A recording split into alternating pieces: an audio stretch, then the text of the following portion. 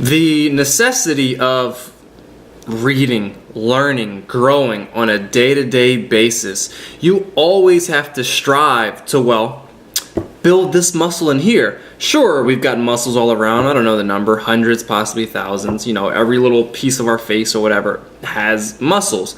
But are you growing this one? Are you exercising it on a day-to-day basis, right? Like when you play a video game, your brain cells are really like deteriorating unless it's engaging, unless it makes your brain actually work and function, right? But if you do it over time, your brain is just really deteriorating. However, if you write and read and even speak, with just speaking alone, activates your brain and makes it think. It gets it churning, right? It makes it move. You start learning just by the way you talk, because you start associating, you start connecting things together. Let's say, you know, repetition is the mother of all skill. Well, if you were just talking, let's say in front of a camera just like this, you're going to be improving on a day-to-day basis. So that's how things go, you know. And first of all, let's say, are you keeping a journal?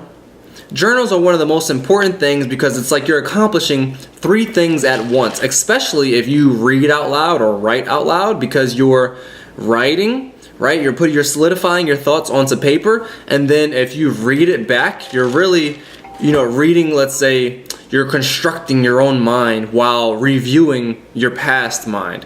You're exercising your brain at that moment as you read through your own work, while interpreting the past work that you have already wrote down, right?